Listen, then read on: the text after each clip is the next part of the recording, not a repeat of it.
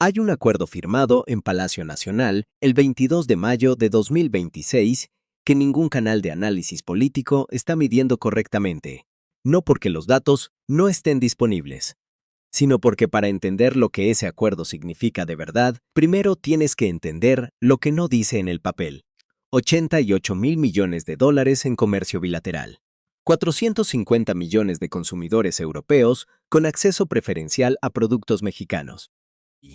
Y una cumbre UE-México que no se había celebrado en una década, convocada en Ciudad de México, en la casa misma del Ejecutivo Federal, justo cuando Washington estaba aplicando aranceles del 12.5% a la Unión Europea bajo el pretexto de trabajo forzoso. En los próximos minutos te voy a explicar por qué ese momento no fue coincidencia, fue cálculo. Antes de entrar al análisis, me gustaría saber desde qué parte del mundo me escuchas hoy. Escríbelo en los comentarios. Para entender el peso real de lo que ocurrió, necesitamos comparar los actores en este tablero. La Unión Europea tiene un Producto Interno Bruto conjunto de 17 billones de euros. México tiene el 11º PIB más grande del mundo, con economía de casi 1.300.000 millones de dólares. Estados Unidos tiene 27 billones de dólares en producción anual y aplica aranceles de entre 10 y 12.5% a productos europeos, con amenazas de escalar hasta 30%. Washington le dijo a Europa, básicamente, que las reglas del juego las pone Washington. Y Europa respondió viajando a Ciudad de México. No hay manera de leer ese viaje sin entender que Bruselas estaba buscando un socio que no cambiara las reglas a mitad del partido. No estoy diciendo que Estados Unidos no importa para Europa. El comercio bilateral UE-Estados Unidos superó el 1.800.000 millones de euros en 2025. Estoy diciendo que cuando Washington se vuelve impredecible, Europa empieza a buscar seguros comerciales. Y el seguro que encontró se llama México. Pero aquí está lo que ningún canal te está diciendo. Me tomó varios días de análisis entenderlo y te lo explico ahora. Este acuerdo no es solo un tratado comercial, es una reconfiguración de la posición geopolítica de México en el sistema internacional, ejecutada en 3 herramientas simultáneas que el gobierno de Sheinbaum ha desplegado con una precisión que no ha generado ni un solo titular de guerra. Y eso, precisamente eso, es lo que lo hace tan efectivo. La primera herramienta es la arquitectura de acceso preferencial múltiple. México es en este momento uno de los pocos países en el mundo con acceso preferencial simultáneo al mercado de América del Norte a través del TMEC y al mercado europeo a través del Acuerdo Global Modernizado. Eso no es un dato menor, eso es una posición estructural que ningún otro país de América Latina tiene. No Argentina, no Brasil, no Colombia, solo México. ¿Qué significa eso para alguien concreto? Piensa en el agricultor de Jalisco que produce aguacate. Ese agricultor ya tenía acceso a los supermercados de Texas y California. A partir de la entrada en vigor del Acuerdo Global Modernizado, tiene acceso preferencial a los supermercados de Madrid, Berlín y Ámsterdam, con aranceles eliminados en la práctica totalidad de los productos agroalimentarios. Eso no es retórica política. Eso es un mercado adicional de 450 millones de consumidores con poder adquisitivo promedio superior al de cualquier economía latinoamericana. El tequila entra con denominación de origen protegida. El mezcal entra con denominación de origen protegida. La cerveza artesanal mexicana entra con denominación. Hay un capítulo completo en el acuerdo dedicado a comercio digital que no existía en el tratado original del año 2000. Eso da a las empresas tecnológicas mexicanas acceso legal a un mercado que en el año 2000 ni siquiera existía como categoría comercial. ¿Por qué el antagonista en este tablero, que es la imprevisibilidad arancelaria de Washington, no puede defenderse de esta herramienta? Porque la arquitectura de acceso dual de México no viola ningún acuerdo existente. Sheinbaum lo dijo con precisión quirúrgica. El TMEC y el Acuerdo Global Modernizado no son contradictorios. Al contrario, se complementan.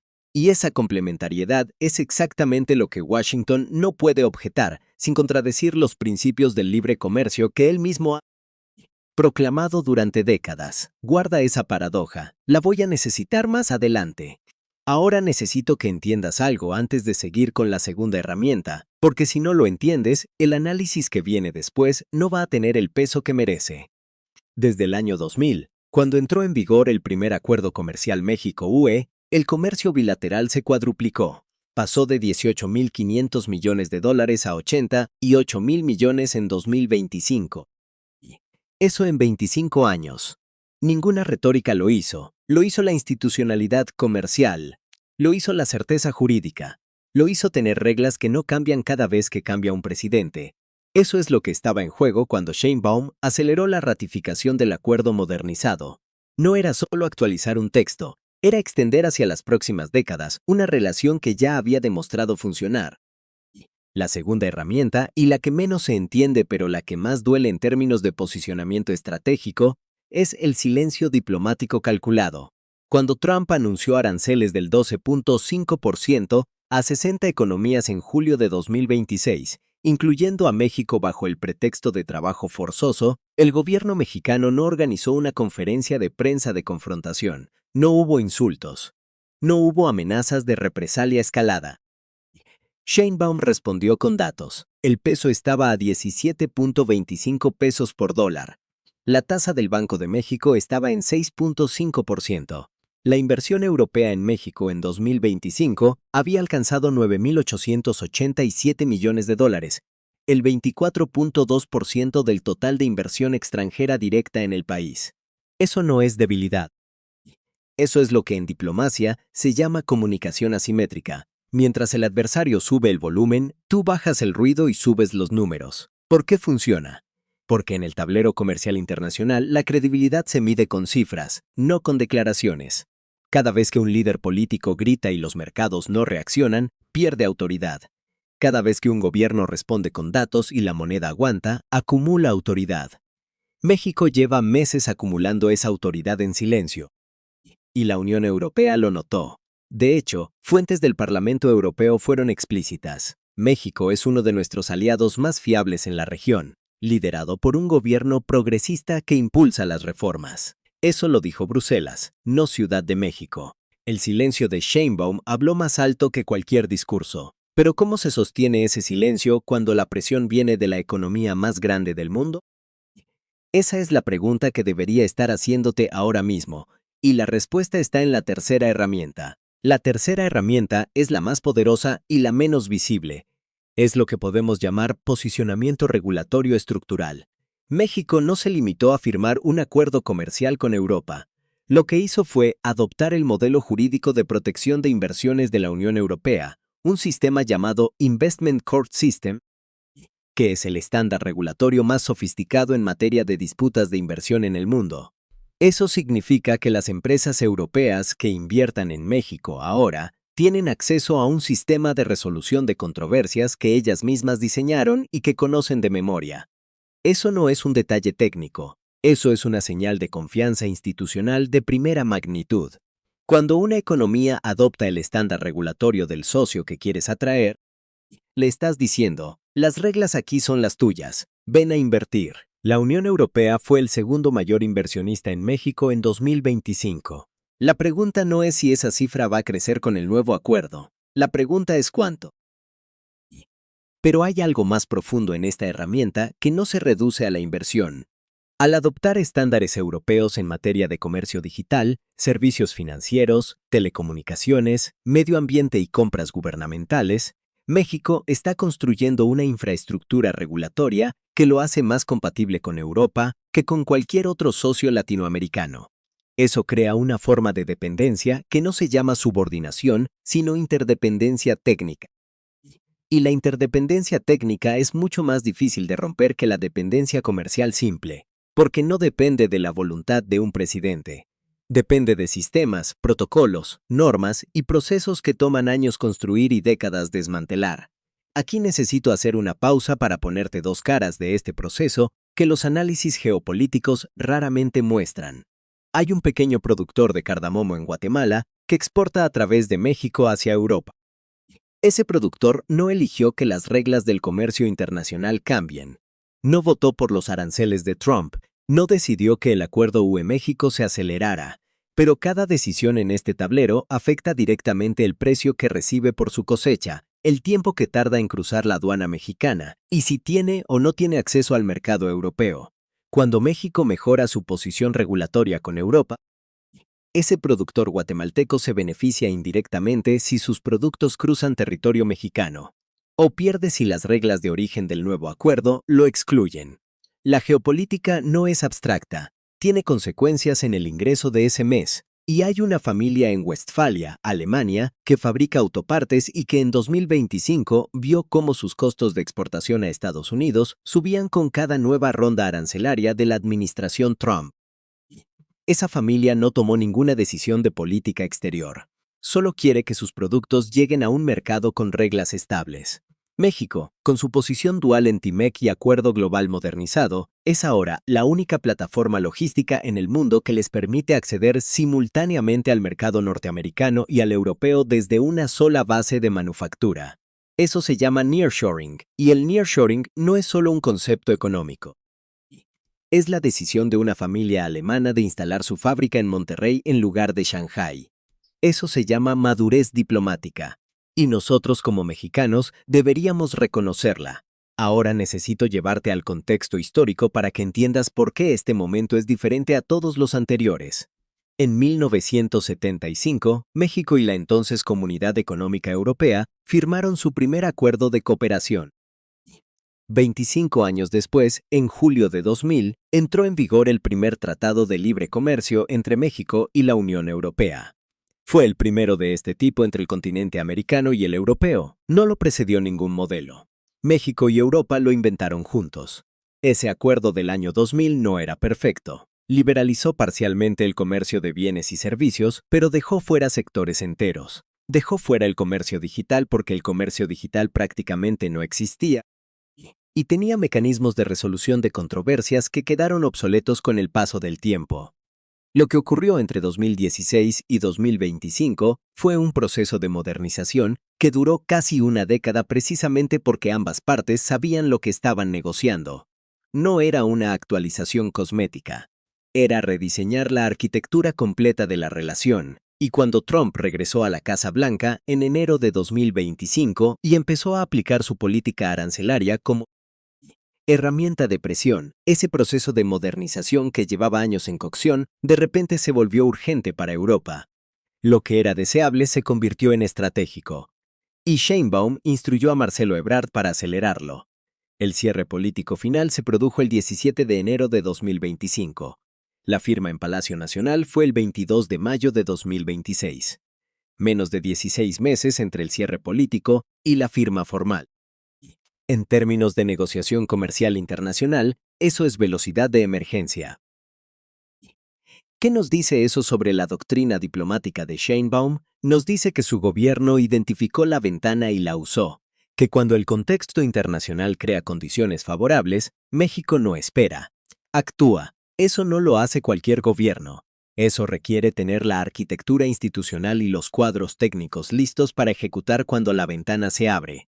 Y aquí llegamos al dato que nadie está midiendo todavía, el que me tomó días entender y que cambia la lectura de todo lo anterior. El Parlamento Europeo no solo ratificó el Acuerdo Global Modernizado, aprobó de manera simultánea un instrumento jurídico adicional llamado Acuerdo Comercial Interino, que permite aplicar de manera anticipada las nuevas disposiciones comerciales sin esperar a que todos los Estados miembros de la Unión Europea completen su ratificación individual. Eso significa algo que parece técnico, pero que es profundamente político. Europa no quiso esperar. En la mecánica habitual de ratificación de tratados de la UE, un acuerdo mixto como este requeriría que los 27 parlamentos nacionales lo aprueben. Ese proceso puede tardar años. En el caso del acuerdo entre la UE y Canadá, conocido como CETA, tardó más de 7 años desde el cierre político hasta la entrada en vigor provisional. Europa decidió que con México no podía darse ese lujo. Creó un mecanismo de entrada en vigor acelerada para que las partes comerciales del acuerdo de competencia exclusiva europea pudieran aplicarse de inmediato. La propia Comisión Europea estimó que las exportaciones de bienes y servicios de la UE hacia México podrían aumentar hasta 75% si el escenario más favorable, y que las empresas europeas ahorrarían alrededor de 100 millones de euros al año solo en concepto de aranceles eliminados. 100 millones de euros al año. Eso es lo que cuesta no tener el acuerdo. y Europa decidió que ese costo ya no era aceptable. ¿Qué provocó esa decisión? La impredecibilidad de Washington y la confiabilidad de México. Esas son las dos variables que Sheinbaum manejó en silencio durante meses. Mientras Trump cambiaba las reglas cada semana, México las mantenía. Y Europa, que necesita certeza jurídica para mover capital, eligió al que daba certeza. Ahora permíteme hacer algo que distingue este análisis de los que solo hablan del presente. Porque hay una crítica que alguien puede hacerle a este contenido y quiero anticiparla directamente. Se puede decir, esto es solo México aprovechando una coyuntura. No es una visión estratégica de largo plazo, no es poder real, es oportunismo bien ejecutado. A esa crítica le respondo con la siguiente distinción. El poder que México está construyendo no es el poder del imperialismo del siglo XX, que se medía en bases militares y en capacidad de imponer condiciones mediante la fuerza. El poder que México está construyendo es el poder de quien define las reglas desde adentro. México no le impone nada a Europa, le ofrece un marco regulatorio compatible con los estándares europeos, acceso a un mercado con ventaja de posición geográfica única entre América del Norte y América Latina, y estabilidad institucional cuando el vecino del norte genera incertidumbre. Eso no es imperialismo. Eso es lo que en teoría de relaciones internacionales se llama poder relacional. La capacidad de estructurar la dependencia del otro sin que el otro lo sienta como coerción. México no le dice a Europa qué hacer, le da a Europa razones para querer estar ahí. Y esa diferencia es la que separa una potencia diplomática silenciosa de un actor meramente reactivo. En los próximos 60 a 90 días hay 3 escenarios posibles que vale la pena que tengas claros. El primero, el Senado de México completa la ratificación del Acuerdo Global Modernizado antes del otoño de 2026, como adelantó Marcelo Ebrard. El acuerdo comercial interino entra en vigor. Los aranceles se eliminan para el 99% de los productos. México no hace ninguna declaración triunfal, no necesita hacerla. Los flujos comerciales empiezan a cambiar solos y los datos hablan por sí mismos. Ese es el escenario en el que la madurez diplomática es más visible para quien sabe leer los números. El segundo escenario. El proceso de ratificación en el Senado mexicano se prolonga más allá del calendario previsto por razones de agenda legislativa. El acuerdo comercial interino sigue siendo el instrumento operativo. Las partes comerciales de competencia exclusiva europea ya están en aplicación. El silencio hace el trabajo. La inversión europea sigue fluyendo. La posición dual de México en TEMEC y Acuerdo Europeo sigue generando ventaja competitiva para las empresas que operan en el país. No hay pérdida de posición, hay acumulación silenciosa de ventaja. El tercer escenario, y el que más reacciones genera porque es el más contraintuitivo. Washington decide que el Acuerdo México-Europa viola el espíritu del TEMEC y aplica presión para que México elija entre socios. Sheinbaum no elige. Repite exactamente lo que dijo en mayo de 2026. Los dos acuerdos no son contradictorios. Al revés, fortalecen a México, fortalecen a Europa y fortalecen también a Estados Unidos. Y tiene razón técnica de su lado. El TEMEC no prohíbe a México tener acuerdos comerciales con terceros. México tiene acuerdos comerciales con más de 50 países. Washington lo sabe. Y precisamente por eso, la presión no puede convertirse en ultimátum sin que Washington quede en contradicción con sus propios principios de libre comercio. ¿Recuerdas la paradoja que te pedí que guardaras al principio? Esa es. El tercer escenario es el más devastador para quien presiona porque lo deja sin argumentos legales y sin credibilidad sistémica. México gana ignorando. Entonces, la pregunta que quiero dejarte al cierre de este análisis es una con dos respuestas posibles y ninguna obvia. Lo que hizo Sheinbaum con el Acuerdo Global Modernizado es la demostración de que México está consolidando una doctrina diplomática de largo plazo que lo posiciona como eje de la arquitectura comercial del siglo XXI. ¿O es una jugada brillante de corto plazo que depende de que Trump siga siendo impredecible y que si Washington se vuelve más estable, México perdería su ventaja de diferenciación frente a Europa? No hay respuesta incorrecta, pero sí hay una conversación que vale la pena tener. En 90 días, aquí mismo, volvemos a este tablero juntos.